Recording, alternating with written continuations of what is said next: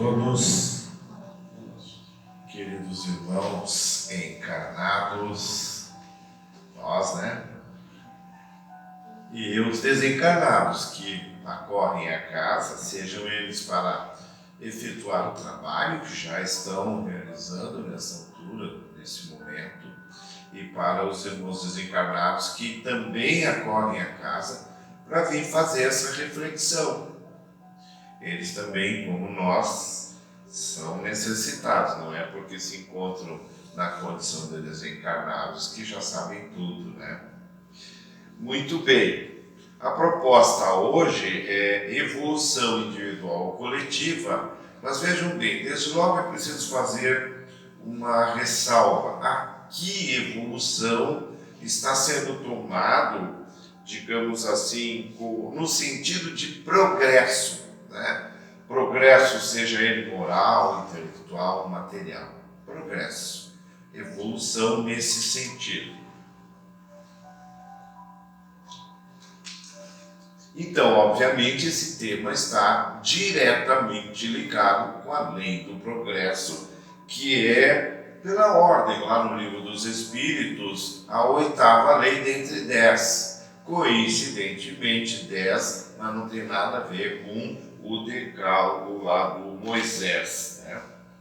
Então, esta lei, né, se insere nesse gênero chamado leis naturais, né? Nós temos aí as leis físicas e as leis morais, né?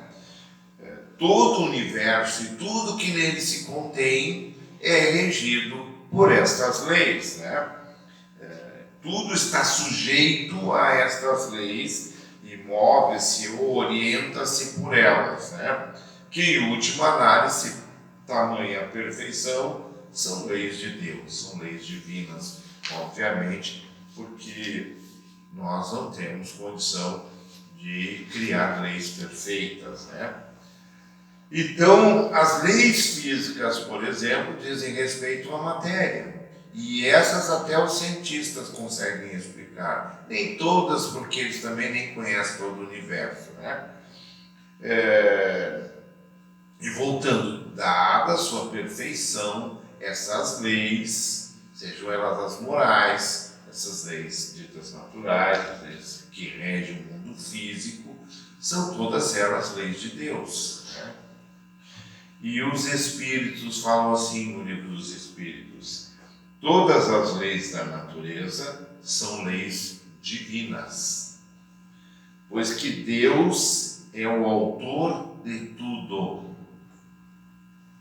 O cientista estuda as leis da matéria e o homem de bem estuda e pratica as da alma, né? Seriam as leis morais. Mas hoje vamos dar uma preferência, uma atenção mais especial na lei do progresso, correlacionada com a evolução dos homens, né? Esta, efetivamente, é a que nos importa de forma especial. Não que a gente também não vá, em decorrência disso, tocar em resultados desta lei moral no mundo físico, né? A evolução dos homens, ou ela é individual ou ela é coletiva. Não há uma divisão muito clara nisso. Eu acho que nem dá para falar assim. Sejam vistos eles enquanto encarnados ou quanto espíritos, sempre evoluíram. Há uma ideia equivocada de que o homem não evolui. Há algumas pessoas assim que têm uma visão apocalíptica: o mundo está perdido, o mundo vai terminar. Não vai terminar, não.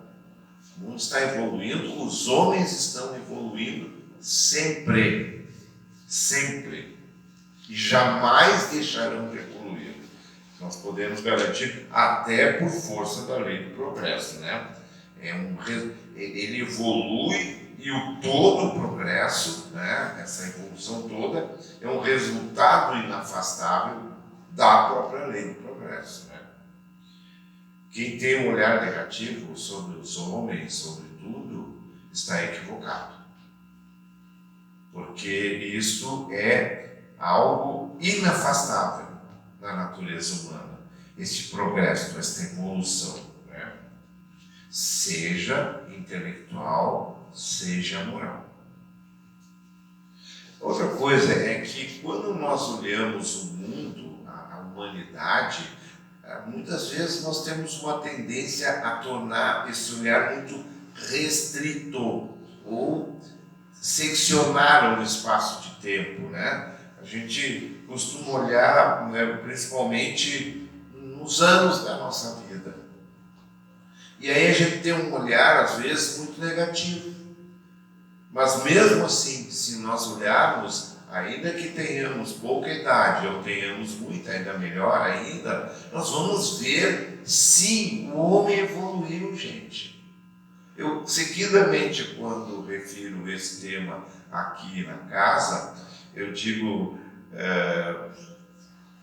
forçando um pouquinho a expressão, que há pouco tempo nós éramos homens das cavernas e puxávamos nossas mulheres pelos cabelos, lá, assim representam as coisas.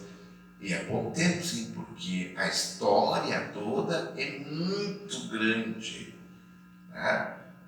Não faz muito tempo que nós passamos para um período neolítico, né? E daí deixamos de ser homens nômades para ser sedentários, né? Se nós olharmos na história toda do mundo, isso não faz tanto tempo assim, né? Então, esses olhares são normalmente restritos a um determinado período, e às vezes é um período que parece que a humanidade não está evoluindo. Está sim, todo mundo está evoluindo, nós todos estamos evoluindo diariamente. Nós somos hoje diferente do que fomos ontem, e certamente seremos diferentes amanhã do que fomos hoje. É preciso, então, uma visão temporal maior para a gente ter uma verdadeira avaliação sobre essa questão do progresso, da evolução. Então, o mundo está sempre melhorando. Aí, na pergunta 783 do Livro dos Espíritos, e bem a propósito do que nós vivenciamos hoje no Rio Grande do Sul, eles dizem assim: o homem geralmente não percebe nessas comoções mais que a desordem e a confusão momentâneas que o atingem nos seus interesses materiais. Mas aquele que eleva seu pensamento acima dos interesses pessoais admira os desígnios da providência que do mal fazem surgir o bem. Essa expressão mal, evidentemente, tem uma conotação maior e não muito específica como a gente gosta. Então, admira os desígnios da providência que do mal fazem surgir o bem. São a tempestade e o furacão que saneiam a atmosfera depois de a haverem revolvido. O que percebemos aqui nesta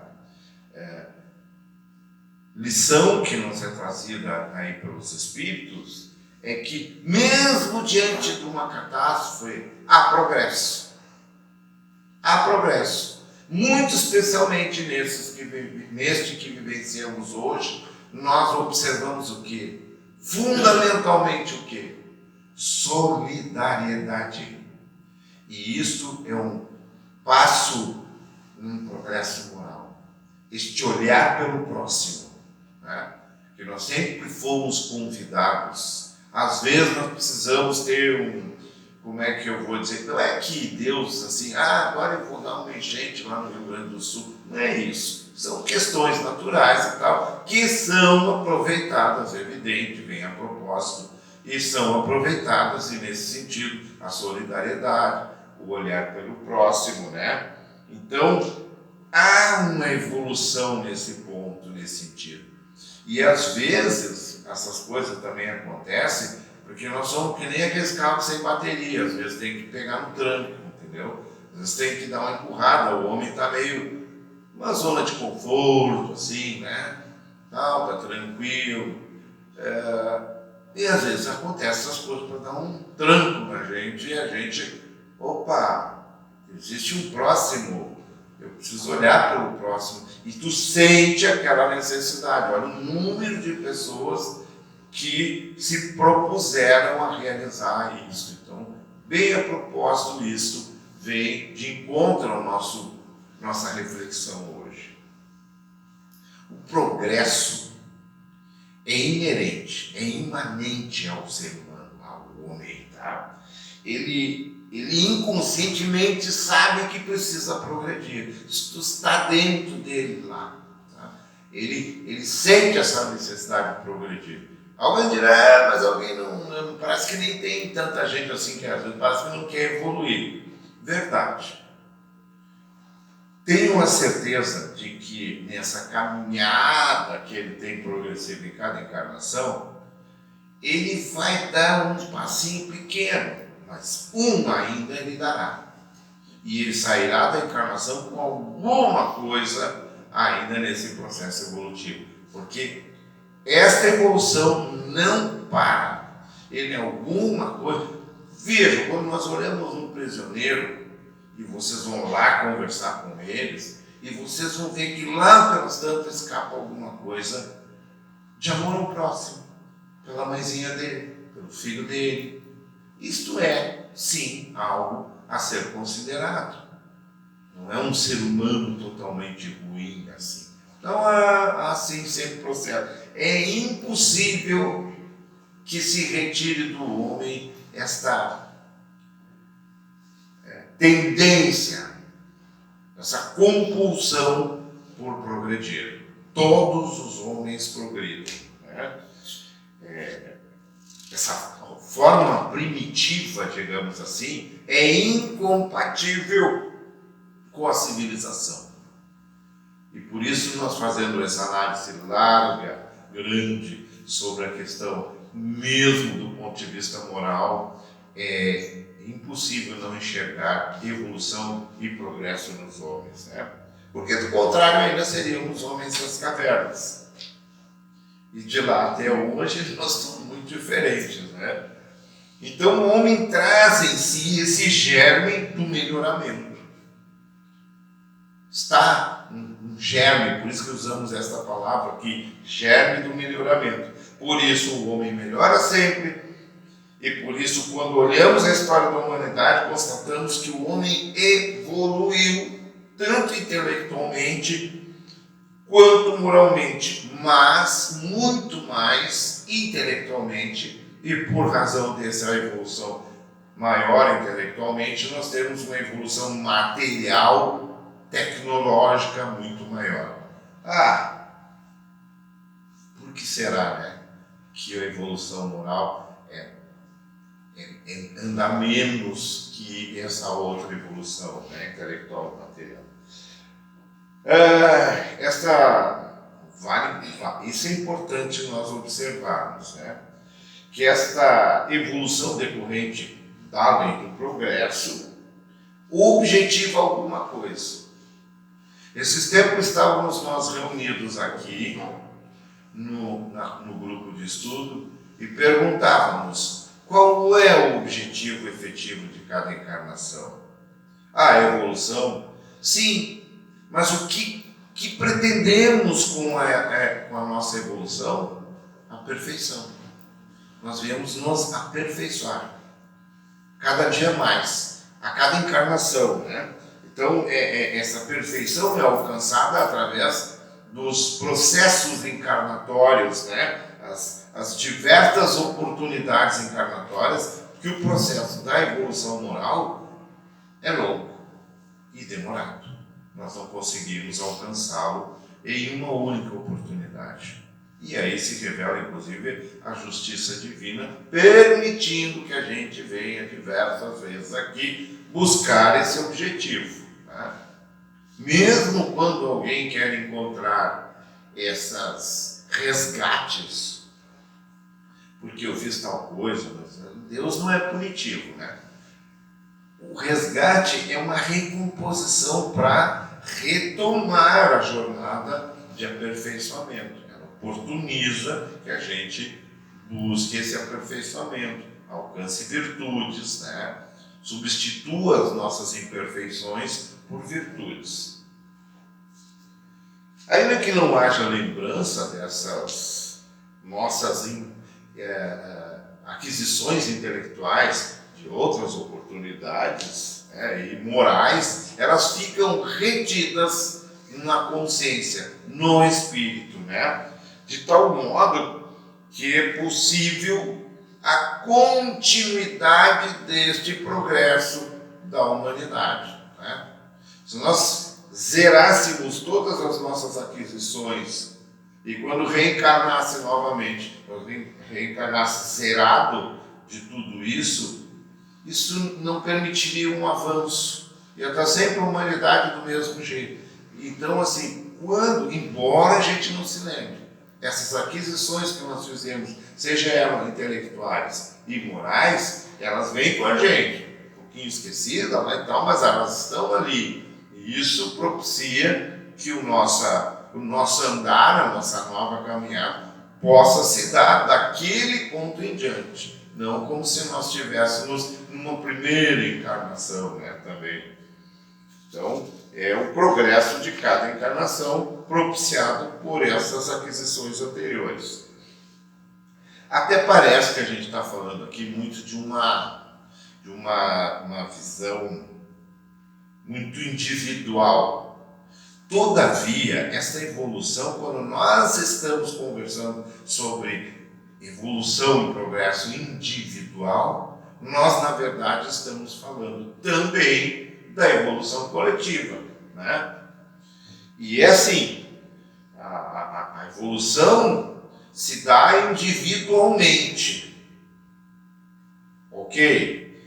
Todavia, a soma destas individualidades, essas evoluções individuais, é nada mais, nada menos do que a evolução, o progresso coletivo, né? Não dá para pegar e juntar um montão de gente na humanidade, vamos progredir a partir de agora. Não, cada um vai individualmente evoluindo, razão pela qual o resultado desse somatório só pode ser a evolução coletiva, né? Assim é que há uma espécie de simbiose, né? Onde todos evoluem na Terra, também evoluem, inclusive materialmente, né? Todos, né?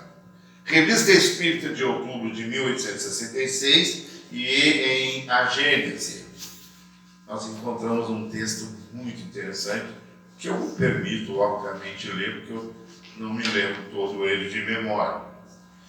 Isto posto, diremos que o nosso globo, como tudo que existe, outubro de 1866, né, pessoal?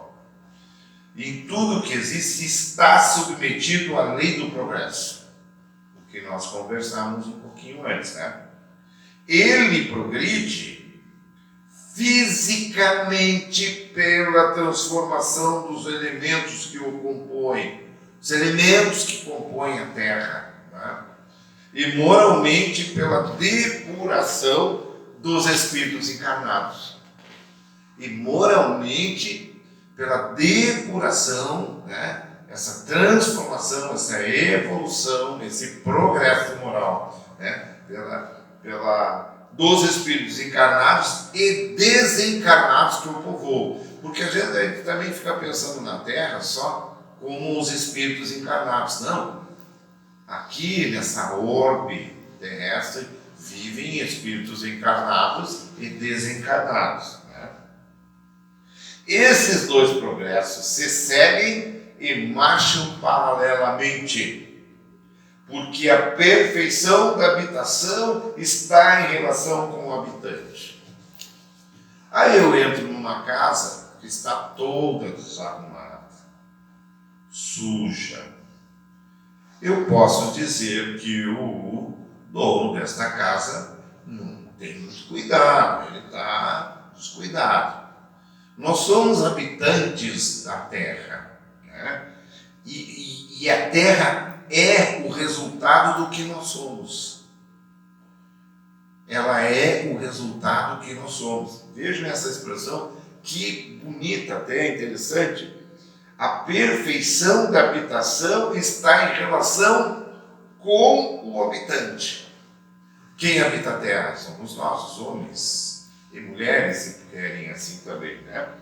Portanto, a evolução dos espíritos que habitam a terra resulta em evolução do próprio globo terrestre. Segue ainda. Fisicamente, o globo sofreu transformações constatadas pela ciência e que paulatinamente o tornaram habitável por seres cada vez mais aperfeiçoados. Veja, vamos colocar assim também, o corpo do ser humano, dos homens, este corpo que recebe os espíritos, era de um jeito lá atrás. E ele vem sofrendo modificações e provavelmente sofrerá outras tantas. O que é certo é que nós não somos que nem um macaco, que tem aquela agilidade para subir em árvores, não temos também a rapidez e a força do felino, não temos a força dos grandes mamíferos, não conseguimos viver na água como os peixes ou os anfíbios. Nós temos uma condição até frágil. E o que fazemos? Modificamos o meio para que a gente possa viver aqui. Isso sempre foi e sempre será. Nós continuaremos transformando o globo à nossa feição, né? Então, assim, tornando-o mais habitável, né? Só que às vezes a gente passa do ponto, a gente sabe disso. Às vezes a gente não faz direito isso, mas de um modo geral, tornamos o mundo mais habitável para nós. Interessante observar isso, as modificações do globo terrestre, como se adaptam aos homens que habitam nele em cada tempo. Eu esqueci de falar o seguinte, que também houve transformações que ocorreram naturalmente no globo terrestre. E há várias, né? As próprias eras que passou o globo terrestre também apontam a isso. Continuando. Moralmente, a humanidade progride pelo desenvolvimento da inteligência. Ora, óbvio, né? Quanto nós já evoluímos por força de nos tornarmos mais inteligentes. Até a compreensão, né, do próprio Espiritismo passa por esse processo, né? Do senso moral, do abrandamento dos costumes, ao mesmo tempo que se opera o melhoramento do globo. Vejam, de novo essa simbiose de que nós falamos, né? Sob o império das forças materiais, é claro, né? Os homens a isso contribuem pelos esforços da inteligência. Tá? Eles saneiam regiões insalubres. Nossa, como nós transformamos o mundo nesse sentido, né? Tornam mais fáceis as comunicações e a terra mais produtiva. Viemos fazendo isso há muito tempo. Às vezes, quando fazemos modificações dos rios e tal, para alcançar as terras mais áridas, né? Tudo faz parte disso que nós estamos conversando. Além das transformações naturais, o homem também contribui com as mudanças das terras. Aí voltamos a dizer, às vezes passa do ponto e de forma negativa, e por isso às vezes temos essas questões climáticas hoje, nos dias de hoje. Eles falam mais ainda, é grande o texto e importante o texto. Esse duplo progresso se realiza de duas maneiras. Uma lenta, gradual e imperceptível, a outra por mudanças mais bruscas. E nós tivemos várias oportunidades na história da humanidade em que essas mudanças foram bruscas, né? Em cada uma das quais se opera um movimento ascensional mais rápido. Dá uma empurrada e o homem evolui mais rapidamente, né? Que marca por caracteres distintos os períodos progressivos da humanidade. Até a própria história divide esses períodos, né? Pré-história, história antiga, tem o Renascimento, o obscurantismo. A história vai mostrando esse processo todo aí, né? Esses movimentos subordinados nos detalhes ao livre-arbítrio dos homens são, de certo modo, fatais em seu conjunto, porque submetidos a leis como os que se operam na germinação, no crescimento, na maturação das plantas, visto que o objetivo da humanidade é o progresso. Não obstante a marcha retardatária de algumas individualidades. Pois bem, essa questão do livre-arbítrio resulta que o processo evolutivo de alguns é mais retardatário do que o dos outros. Mas é assim. A gente vê que é assim isso faz parte do processo evolutivo, que alguns têm uma caminhada mais rápida ou mais célere e outros uma caminhada menos célere, né? Mais retardatária, né? Nem todos evoluem igualmente na Terra, portanto, por força do seu livre-arbítrio, né? Não obstante a marcha retardatária. Não obstante, quer dizer, embora essa marcha retardatária desses irmãos, por conta do seu livre-arbítrio, né, o progresso da humanidade segue, continua. Né? Só tendo a ideia de que a maior parte está sempre num processo evolutivo. Devagar, mas eles não impedem o processo, né, a evolução coletiva, vamos dizer assim. Diz-nos mais o texto que o movimento progressivo às vezes é parcial, limitado a uma raça e até mesmo uma nação. Talvez por isso que a gente observe umas diferenças, né, no mundo em relação a um país. A gente tem umas coisas em determinados países que a gente fica, mas não é possível que ainda tratem a mulher desse jeito, né? É porque essas coisas, às vezes, esse progresso pode se dar assim. Não obstante, continuam sendo por força de uma lei. De uma lei natural e moral, né? E como tal resulta da providência divina. Obviamente que sim. E como tal tem um propósito. Essa lei tem um propósito, né? Nada sendo fruto de um capricho ou uma vontade acidental.